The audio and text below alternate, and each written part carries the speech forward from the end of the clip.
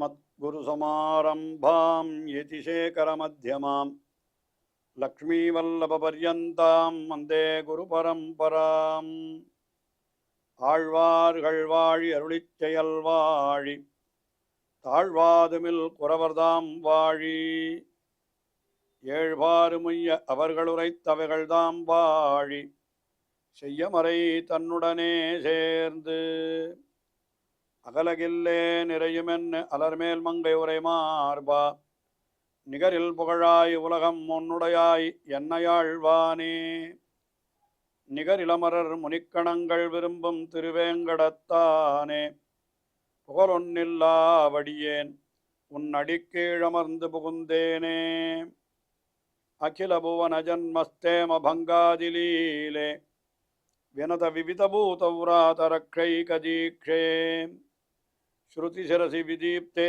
பிரம்மணி ஸ்ரீனிவாசே பவது மம பரஸ்மின் ஷேமுழி பக்திரூபா யோ நித்யமच्युतपदाम्बुजयुग्मरुग्मव्यामोहदस्तदितराणि तृणाय मेने अस्मद्गुरोर्भगवतोऽस्य दयैकसिन्धोः रामानुजस्य चरणौ शरणं प्रपद्ये श्रीमान् वेङ्कटनाथार्य कवितार्किककेसरी वेदान्ताचार्यवर्यो मे सन्निधत्तां सदा हृदि யதிராசர் என்று போற்றப்பெறுகின்ற ஸ்ரீ ராமானுஜர் அவருடைய பெருமைகளையெல்லாம் விளக்கமாக அருளி செய்வதற்காக யதிராஜ சப்ததி என்கிற ஸ்தோத்திரத்தை வேதாந்த தேசிகன் அருளி செய்தார். சப்ததி என்றால் 70 என்பது பொருள். ஆக யதிராஜ சப்ததி என்னால் அதில் 70 ஸ்லோகங்கள் இருக்கின்றன என்பது பொருள். ஆனால் இதில் 74 ஸ்லோகங்கள் இருக்கின்றன. அதில் 70 ஸ்லோகங்கள் வரை ஸ்ரீ ராமானுஜருடைய பெருமைகளை எல்லாம் அருளி செய்து விட்டார். அதற்கு பிறகு 71வது ஸ்லோகம் தொடங்கி ஒரு 4 ஸ்லோகங்களாலே இந்த நூல் இயற்றப்பட்டது காரணம், இந்த நூலை இயற்றியவர், இந்த நூலை வாசிப்பதனாலே ஏற்படக்கூடிய பயன் என்று சிலவற்றை தெரிவிக்கிறார். அது மேல் 4 ஸ்லோகங்கள், அதாவது 70வது ஸ்லோகத்தோடு இந்த ஸ்தோத்திரத்தினுடைய அந்த துதிகளானவை முடிந்து விட்டன என்றே நாம் சொல்ல வேண்டும். ஸ்ரீ ராமானுஜருடைய பெருமைகளை எல்லாம் 70 ஸ்லோகங்கள் வரை சொல்லி முடித்து விட்டார் வேதாந்த தேசிகன். அடுத்தபடியாக 71வது ஸ்லோகத்திலே இந்த ஸ்லோகமானது நல்லோர்களுடைய நியமனத்தினாலே அருளி செய்யப்பட்டது என்றே வேதாந்த தேசிகன் அருளி செய்கிறார்.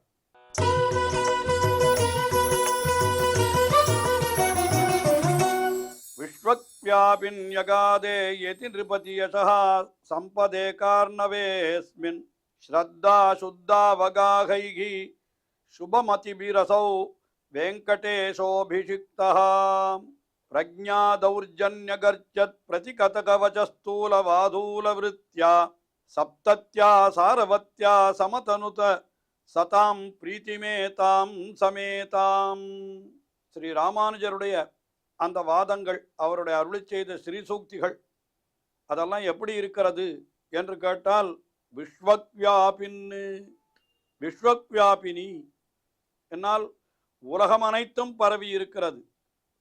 திகந்த வியாபினி சியாத் என்றெல்லாம் நாம் தினந்தோறும் அனுசந்திக்கிறோமே, சாகி லோகஹிதைஷினி என்று. அதனால் ஸ்ரீ ராமானுஜருடைய அந்த புகழ் இருக்கிறதே, அது நாற்றிசையும் கொண்டாடும் நாள் என்று மணவாள மாமுனிகளும் அருளி செய்திருக்கிறார்.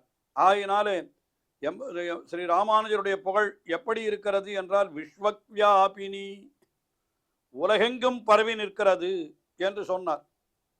அதுவும் எப்படி இருக்கிறது என்னால் அகாதே, அகாதே என்னால் மிகவும் ஆழ்ந்ததாய் உள்ளது, எல்லா இடத்திலும் நன்றாக பரவி ஆழ்ந்ததாய் உள்ளது.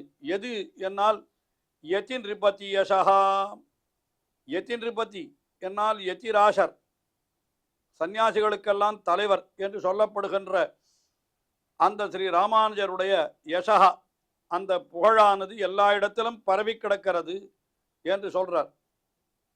அதுக்கு மேலே சம்பதே கார்ணவே ஸ்ரத்தா சுத்த அவகாகைஹி, அந்த எம்பெருமானாருடைய உயர்ந்த புகழாகிற கடலிலே, புகழ் என்னும் செல்வமாகிற ஒரு கடலிலே நிறைய பேர் அப்படியே ஆழ முழுகி அனுபவிக்கிறார்கள்.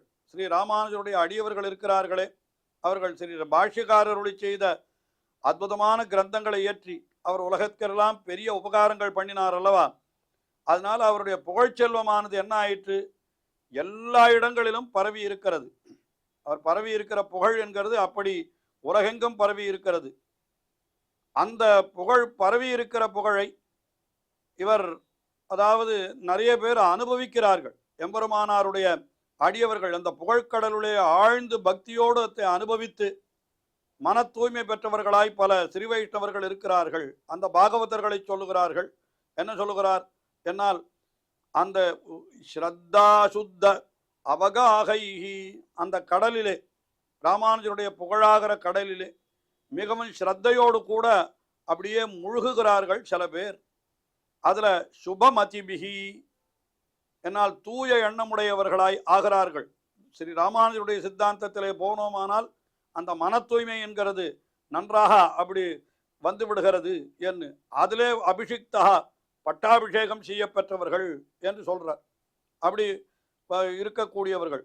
இப்பொழுது அதுக்கு மேலே இந்த ஸ்தோத்திரத்தை அருளி செய்தவர் தம்மை பற்றி சொல்லிக் கொள்ளுகிறார். என்னன்னா, அசௌ வெங்கடேஷோ அபிஷிக்தா, அதாவது அப்படிப்பட்ட பாகவதர்களாலே இந்த வெங்கடேசனான நான் என்னால் தம்மை சொல்லிக் கொள்ளுகிறார் வேதாந்த தேசிகன். அதாவது அப்படிப்பட்ட பாகவதர்களாலே வெங்கடேசன் எனப்படும் என்னை அவ என்ன பண்ணினான்னா, எனக்கு அந்த அனுகிரகத்தை பண்ணினார்கள். எனக்கு அவர்கள் மங்களாசாசனத்தை பண்ணினார்கள். அப்படி பண்ணி ஸ்ரீ ராமானுஜர் அருளி செய்த அந்த அவருடைய கடல் போன்ற சிறிசூக்திகள் இருக்கிறதே, அவற்றை பாதுகாக்கின்ற பொறுப்பிலே என்னை முடிசூட்டினார்கள் என்று சொல்றார். உண்மையிலே ஸ்ரீ ராமானுஜர் அருளி செய்த கிரந்தங்களை எல்லாம் அதற்கு பாதுகாப்பாக இன்னும் பல கிரந்தங்களை அருளி செய்து அவற்றையெல்லாம் நன்றாக ரட்சித்தவர் வேதாந்த தேசிகன் என்று நிறைய அவர் எம்பெருமானார் ஸ்ரீபாஷ்யம் என்று அருளி செய்தார். அதற்கு விளக்கமாக பாவ பிரகாஷிகா என்று வேதாந்த தேசிகன் ஒரு கிரந்தத்தை அருளி செய்தார். கீதா பாஷ்யம் அருளி செய்தார். அந்த கீதா பாஷ்யத்திற்கு தாத்பரிய சந்திரிகா என்று வியாக்கியானம் அருளி செய்தார் வேதாந்த தேசிகன். ஸ்ரீ ராமானுஜர் கத்தியத்திரயத்தை அருளி செய்தார். அந்த கத்தியத்திரயத்திற்கு வியாக்கியானம் அருளி செய்தார். கத்திய வியாக்கியானம் என்று ஸ்ரீ வேதாந்த தேசிகன் அப்படி அருளி செய்திருக்கிறார். இப்படி ஸ்ரீ ராமானுஜர் அருளி செய்த நூல்களை எல்லாம் இன்னும் நன்றாக வியாக்கியானங்கள் செய்து அதை நன்றாக பாதுகாப்பாக ரட்சித்து கொடுத்தவர் என்கிறபடியினாலே அப்படிப்பட்ட பெருமை தமக்கு எப்படி கிடைத்தது என்று சொன்னால், அந்த ஸ்ரீ ராமானுஜருடைய புகழிலே நன்றாக முழுகியவர்களாய் தூய எண்ணத்தை உடையவர்களான பாகவதர்கள், அவர்களாலே தான் எனக்கு அப்படிப்பட்ட பேரு கிடைத்தது என்கிற அந்த அர்த்தத்தை, பாகவதர்களாலே தாம் மங்களாசாசனம் செய்யப்பட்டோம் என்கிற அர்த்தத்தை தெரிவிக்கிறார். அப்படிப்பட்ட ஸ்ரீ வெங்கடேச கவிஹி, அப்படிப்பட்ட வெங்கடேச கவியான அடியேன், அதாவது வேதாந்த தேசிகன் என்று தம்மை சொல்லி அவருடைய இயற்பெயர் வெங்கடேசன் என்பது. அதாவது புரட்டாசி திருவோணத்தன்று இவர் அவதரித்தபடியினாலே திருவேங்கடமுடையானுடைய அந்த திருநட்சத்திரமான புரட்டாசி திருவோணம் அதே தேதியில அதே நாளிலே இவரும் அவதரித்தபடினாலே அந்த திருவேங்கடமுடையானுடைய பெயரையே இவருக்கு சூட்டினார்கள்.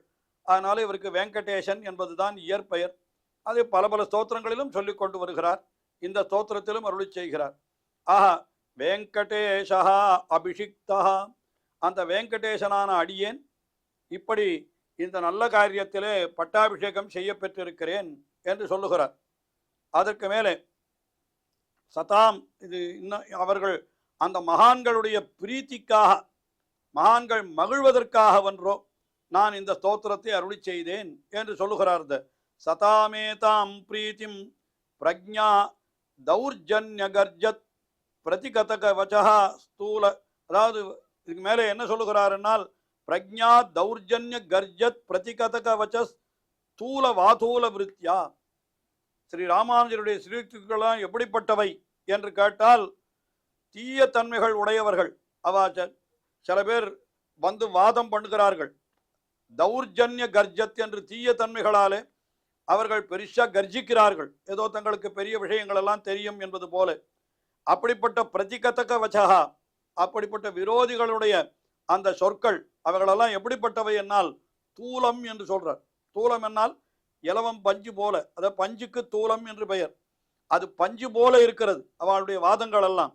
அதற்கு ஸ்ரீ ராமானுஜருடைய ஸ்ரீசுக்திகள் அது எப்படி இருக்கும்னு கேட்டால், ஸ்ரீசுக்திகளை கொண்டு நாம் சொல்லக்கூடிய பதில் அது எப்படி இருக்கும் என்னால், வாதூல விருத்தியா, அதுக்கு பெரிய வாதம், அதாவது பெருங்காற்றிலகப்பட்டது போல அந்த பஞ்சுகள் எல்லாம் பறந்து போய்விடும். அதாவது தீய நடத்தையுடைய தீய, அதாவது வேதாந்த வாக்கியங்களுக்கு கோணலான பார்வையிலே குதிருஷ்டிகள் வாதங்களை எல்லாம் வைக்கிற பொழுது அந்த வாதங்களுக்கு நாம் சொல்லக்கூடிய பதில், ஸ்ரீ ராமானுஜருடைய ஒரு சித்தாந்தத்தை அடிப்படையாக கொண்டு சொல்லக்கூடிய பதிலானது எப்படி இருக்கும் என்னால், பஞ்சுக்கு பெருங்காற்று போலே இருக்கும் என்கிறார். பெருங்காற்று ஏற்பட்டால் பஞ்சு என்ன ஆகும்? அடித்து கொண்டு போய்விடும், அங்கு நிற்கவே நிற்காது.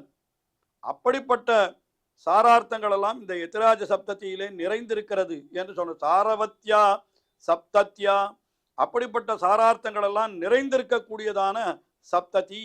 சப்ததி என்னால் 70 ஸ்லோகங்கள். அந்த 70 ஸ்லோகங்களிலே என்ன ஆகிவிட்டது? நான் ஸ்ரீ ராமானுஜருடைய ஸ்ரீசுக்திகளுடைய பெருமையெல்லாம் சொன்னேன். அந்த ஸ்ரீ ராமானுஜருடைய ஸ்ரீசுக்திகள் என்ன செய்யும் என்று கேட்டால், எதிர்வாதிகளுடைய அந்த வாதங்களை எல்லாம், தவறான வாதங்களை எல்லாம் பெருங்காற்றில் அகப்பட்ட பஞ்சு போலே அப்படியே பறந்து செல்லும்படி செய்துவிடும் என்று சொல்றார். இப்படியெல்லாம் செய்யக்கூடிய பாக்கியம் அடியேனுக்கு எப்படி ஏற்பட்டதுன்னு கேட்டா, அதைத்தான் முன்னால சொல்றார். சதாம் ஏதாம் பிரீத்திம் என்று சொல்லுகிறார். நல்ல மகான்கள், அந்த மகான்களுடைய மகிழ்ச்சிக்காகத்தான் இந்த நூலானது அப்படி செய்யப்பட்டது. அவர்கள்தான் இப்படிப்பட்ட நூலை செய்யும்படி அடியேனுக்கு நியமித்தார்கள் என்று சொல்றார். அதாவது இந்த ஸ்தோத்திரத்தை அந்த மகான்கள் அடியேனை நியமித்தபடியினாலே, அந்த பெருமகிழ்ச்சியினாலே அன்றோ இப்படி இந்த ஸ்தோத்திரத்தை அடியேன் அருளி செய்தேன் என்று வேதாந்த தேசிகன் தம்மை அருளி செய்கிறார். இந்த ஸ்தோத்திரம் எப்படிப்பட்டது என்று கேட்டால், இது சாரார்த்தங்கள் நிறைந்திருக்கிறபடியினாலே விரோதிகளுடைய அந்த தவறான வாதங்களை எல்லாம் என்ன செய்யும்? பெருங்காற்றிலகப்பட்ட இலவம் பஞ்சு போல அவற்றையெல்லாம் வெகு தூரம் தள்ளிவிடும் என்று அப்படிப்பட்ட பெருமையோடு இந்த ஸ்லோகங்கள் எல்லாம் அந்த மகான்களுடைய அனுகிரகத்தாலே, ஆசீர்வாதத்தாலே ஸ்ரீ ராமானுஜரை பற்றி இப்படிப்பட்ட ஸ்லோகங்கள் இந்த ஸ்தோத்திரத்திலே அருளி செய்யப்பட்டிருக்கின்றன என்று இந்த ஸ்தோத்திரத்தை பற்றிய ஒரு விஷயத்தையும் வேதாந்த தேசிகன் இந்த ஸ்லோகத்திலே தெரிவித்தார். தொடர்ந்து அனுபவிப்போம். ஸ்ரீயக்காந்தாய கல்யாண நிதயே நிதயேர்த்தினாம் ஸ்ரீவேங்கட நிவாசாய ஸ்ரீனிவாசாய மங்களம். ஸ்ரீமத் சுந்தர ஜாமாதிர் முனிமானசவாசினே சர்வலோக நிவாசாய ஸ்ரீனிவாசாய மங்களம்.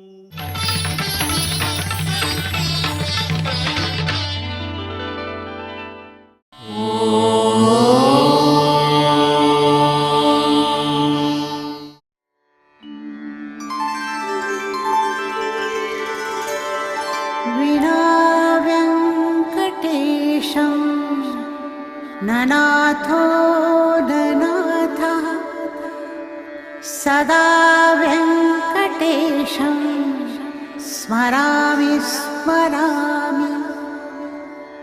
हरे वेङ्कटेश प्रसीद प्रसीद. प्रियं वेङ्कटेश प्रयच्छ प्रयच्छ.